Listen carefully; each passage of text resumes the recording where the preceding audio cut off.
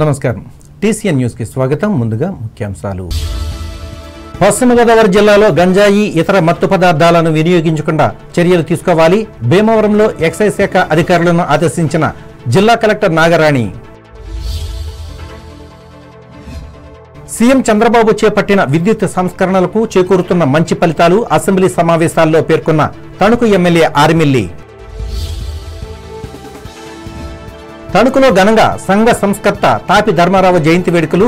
AKTP హైస్కూల్లో నివాళులు అర్పించిన HM Ramakrishna. Tanuku మండలం తేతలి గ్రామంలో నిర్వహించిన ఉచిత దంత నేత్ర వైద్య శిబిరాలు. తేతలి ఇందుకూరుల ఔదార్యానికి అభినందనలు. పెంటపాడు మండలంలో విస్తృతంగా చేపట్టిన సామాజిక ఎలుకల నియంత్రణ కార్యక్రమం. రైతులకు అవగాహన కలిగించిన వ్యవసాయ అధికారి రవికుమార్. సమస్యలను పరిష్కరించాలని కోరుతూ తాడేపల్లిగూడెంలో దస్తావేజు లేఖర్ల పెన్ డౌన్ ఉద్యమం. ఆధ్వర్యం వహించిన సంఘ గౌరవ అధ్యక్షులు సుబ్బారావు. కొవ్వూరు నియోజకవర్గంలో పశువుల మరణ కారణాలను వెలికి తీయాలి. శాసనసభలో ప్రభుత్వానికి విజ్ఞప్తి చేసిన ఎమ్మెల్యే వెంకటేశ్వరరావు. సస్పెండ్ అయిన ఉద్యోగులపై విచారణ పూర్తి చేసి చర్యలు తీసుకోవాలి. రాజమండ్రిలో సంబంధిత అధికారులకు సూచించిన తూర్పుగోదావరి జిల్లా కలెక్టర్ చేకూరి. రావులపాలెం మండలం ఈతకోట గ్రామంలో వైభవంగా నిర్వహించనున్న దేవీ నవరాత్రి ఉత్సవాలు ప్రకటించిన ఆలయ అధ్యక్షులు వెలిగట్ల. సమాజ భద్రత కోసం కృషి చేస్తున్న పోలీసుల సంక్షేమానికి చర్యలు తీసుకున్న ఏలూరులో స్పష్టం చేసిన ఎస్పీ శివకిషోర్. జిల్లాలో ఎక్కడా గంజాయి ఇతర మత్తు పదార్థాలు వినియోగించకుండా ఎక్సైజ్ శాఖ అధికారులు కట్టుదిట్టమైన చర్యలు తీసుకోవాలని జిల్లా కలెక్టర్ చదలవాడ నాగరాణి తెలిపారు. పశ్చిమ గోదావరి జిల్లా కేంద్రమైన భీమవరం కలెక్టరేట్లో ఎక్సైజ్ శాఖ ప్రగతిపై శుక్రవారం నిర్వహించిన సమీక్షా సమావేశంలో ఆమె పాల్గొని మాట్లాడారు.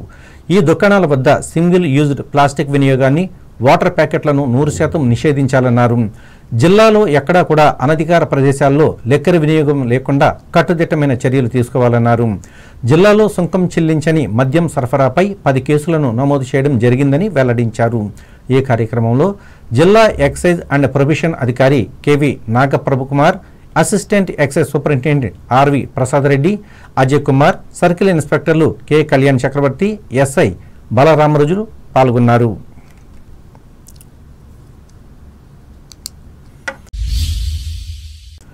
విద్యుత్ అవసరాలను తీర్చే విధంగా ముఖ్యమంత్రి నారా చంద్రబాబు నాయుడు తీసుకువచ్చిన సంస్కరణల వల్ల మంచి ఫలితాలు వస్తున్నట్లు తణుకు ఎమ్మెల్యే ఆర్మిల్లి రాధాకృష్ణ పేర్కొన్నారు. రాష్ట్ర రాజధాని అమరావతిలో శుక్రవారం జరిగిన శాసనసభ సమావేశాల్లో ఆయన పాల్గొని ఈ అంశంపై మాట్లాడారు. ముఖ్యంగా విద్యుత్ నూతన విధానంతో ఇంటిగ్రేటెడ్ క్లీన్ ఎనర్జీ పాలసీ ద్వారా సోలార్ ఎనర్జీ సామర్థ్యం పెరిగేందుకు అవకాశం వచ్చింది అన్నారు.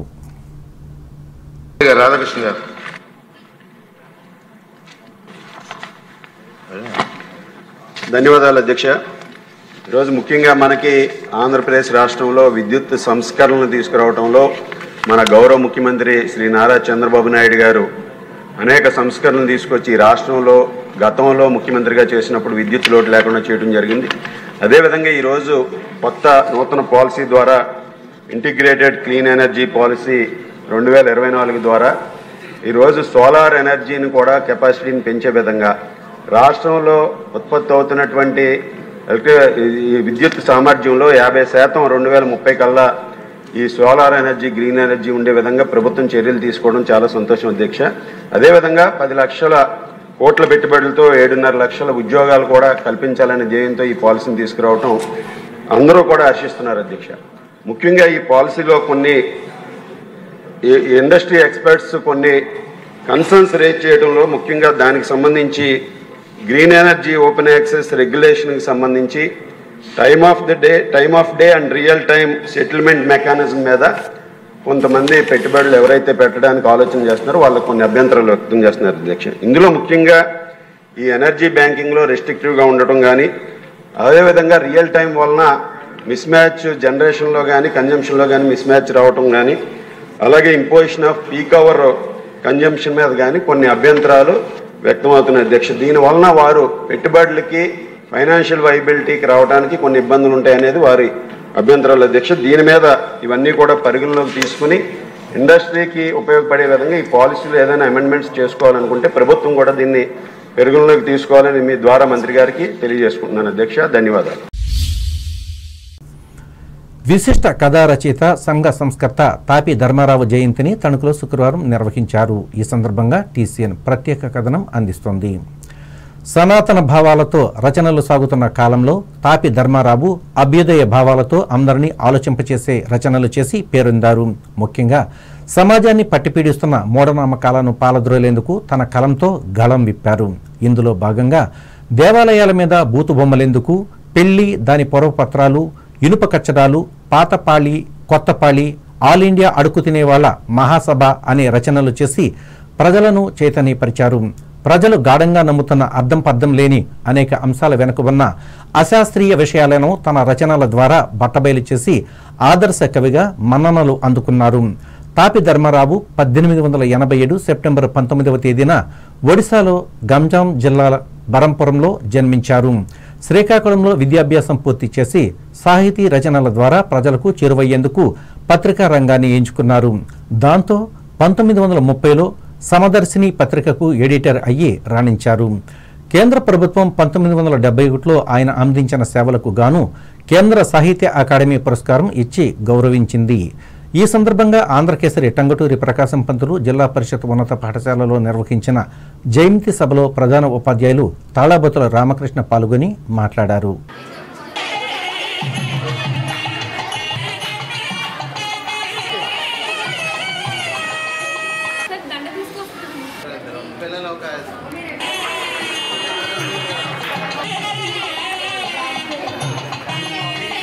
మనకి 9th క్లాస్ వాళ్ళ జీవితాన్ని ఇలాంటి వ్యక్తులు సమాజానికి తమ యొక్క విజ్ఞానం ద్వారా, తమ యొక్క సంస్కృతి ద్వారా ఎన్నో మాటలు, ఎన్నో మంచి మంచి విషయాలు చెప్పడం జరిగింది. ఆ విషయాలు నేర్చుకున్నటువంటి మేమందరం టీచర్స్ అయ్యాం. ఈయన గురించి మేము చదువుకున్నాం. ఈయన మంచి సమాజంలో ఆ రోజుల్లో వర్ణ విచక్షణ ఇవన్నీ ఉండేవి. ఫస్ట్ సినిమా గూడవల్లి రామబ్రహ్మం గారు అని చెప్పి మాలపిల్ల అనే సినిమా తీశారు. చూడండి, ఇప్పటికే వస్తుంది యూట్యూబ్లో. ఆ సినిమాకి మాటలు రాశారు. అనేక సినిమాలకి మాటలు రాసి సమాజంలో చైతన్యం తీసుకొచ్చారు. అలా కీలు గుర్రం అని మా చిన్నప్పుడు వచ్చేది. ఆ కీలు గుర్రానికి మాటలు రాశాడు ఈయన. అలాగే ఆ ఎన్టీఆర్ గారు ఫస్ట్ వచ్చినటువంటి రైతు రాజ్యం సినిమాకి మాటలు రాశాడు. అంటే తన విజ్ఞానాన్ని ఉపయోగించి సమాజంలో మార్పు తీసుకురావాలి. తాపి ధర్మారావు గారు అనేక పత్రికలకి ఎడిటర్గా పనిచేశారు. మరియు అనేక సినిమాలకి మాటలు అందించి తెలుగు భాషోద్యమానికి, తెలుగు భాషని విరివిగా అవిరిలా కృషి చేసినటువంటి అనేక మందిలో ఈయన చాలా ముఖ్యమైనటువంటి వ్యక్తిగా చెప్పడం జరిగింది.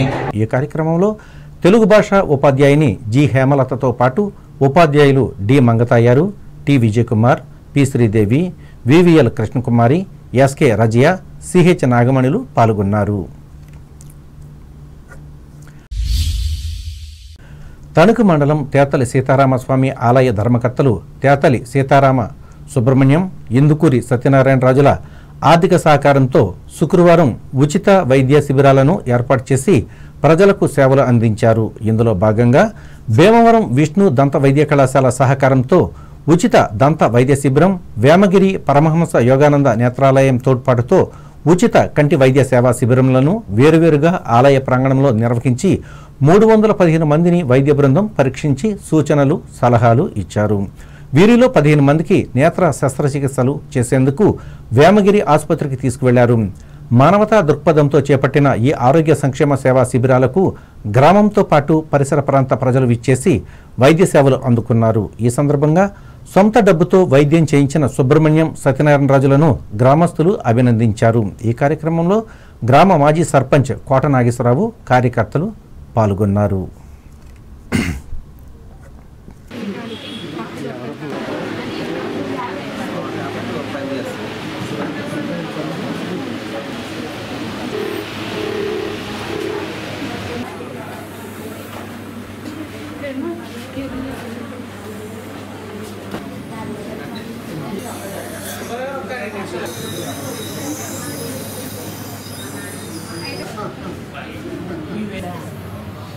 ఒకసారి భారత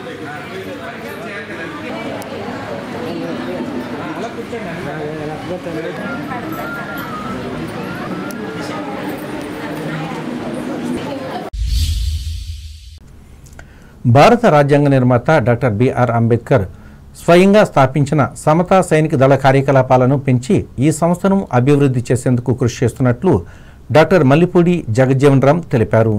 తణుకు హౌసింగ్ బోర్డు కాలనీలోని అంబేద్కర్ భవనంలో శుక్రవారం జరిగిన సభలో ఆయన పాల్గొని మాట్లాడారు. ఇందులో భాగంగా ఉభయ గోదావరి జిల్లాల కమిటీలను ఏర్పాటు చేసేందుకు తొలిసారిగా సమావేశం నిర్వహించినట్లు ఆయన చెప్పారు. ఈ కృషిలో అంబేద్కరిస్టులు పాల్గొని సైనిక దళను విస్తృతపరిచేందుకు సహకరించాలని జగజ్జీవన్ రామ్ కోరారు. ఆయనే స్వయంగా స్థాపించిన యూత్ ఆర్గనైజేషన్ సమతా సైనిక్ దళ్, దానికి రాజారత్నం అంబేద్కర్ అనే బాబాసాహెబ్ డాక్టర్ బిఆర్ అంబేద్కర్ గారి మునిమనుమడు జాతీయ అధ్యక్షులుగా ఉన్నారు. అదేవిధంగా ఈ ఆంధ్ర రాష్ట్రానికి అడ్వకేట్ పాలేటి మహేష్ అనే ఆయన ఈ రాష్ట్ర అధ్యక్షులుగా ఉన్నారు. వారి అధికారం, వారి ఉత్తర్వుల మేరకు సమతా సైనిక్ జాతీయ అధ్యక్షులు రాజారత్న అంబేద్కర్ గారు, రాష్ట్ర అధ్యక్షులు పాలేటి మహేష్ గారి ఉత్తర్వుల మేరకు కార్యకర్తల నాయకులకు మేము ఉద్బోధించేది, మేము ప్రకటించేది ఏంటంటే 20 రోజుల్లో 2 గోదావరి జిల్లాల్లో, తూర్పు పశ్చిమ గోదావరి జిల్లాల్లో గ్రామ స్థాయి నుంచి జిల్లా కమిటీల వరకు నిర్మాణం పూర్తి చేస్తామని, చేయాలని, సహకరించాలని. సంస్థ జాతీయ నాయకులు డాక్టర్ కొండే నాగేశ్వరరావు అధ్యక్షతన జరిగిన ఈ సమావేశంలో ఆర్చ్ బిషప్ క్రిస్టియన్ ఆర్మీ వ్యవస్థాపక అధ్యక్షులు Yalamanchili Prakash Kumar, GSC home manager Chadarwada Satish, church of Jesus Christ good shepherd youth leader Mallipudi Rakesh, Tetali youth నాయకులు డి యేసులు పాల్గొన్నారు. తాడేపల్లిగూడెం నియోజకవర్గం పెంటపాడు మండలంలోని పలు గ్రామాలలో వ్యవసాయ శాఖ ఆధ్వర్యంలో శుక్రవారం సామూహిక ఎలుకల నియంత్రణ కార్యక్రమం నిర్వహించారు. రైతు సేవా కేంద్రాల వద్ద వ్యవసాయ అధికారులు రైతుల సమక్షంలో ఈ మందును కలిపి ఉచితంగా పంపిణీ చేశారు. అందరూ ఒకేసారి ఎలుకల నియంత్రణ కార్యక్రమం చేపట్టడం ద్వారా పంటను కాపాడుకోగలుగుతామని మండల వ్యవసాయ శాఖ అధికారి చేర్ల రవికుమార్ మోంజిపాడులో మాట్లాడుతూ తెలియజేశారు. తీసుకోవలసిన జాగ్రత్తలను సూచించారు. ఈ కార్యక్రమంలో తెలుగు రైతు జిల్లా అధ్యక్షులు పాతూరి రాంప్రసాద్ చౌదరి, సర్పంచులు, గ్రామస్తులు పాల్గొన్నారు.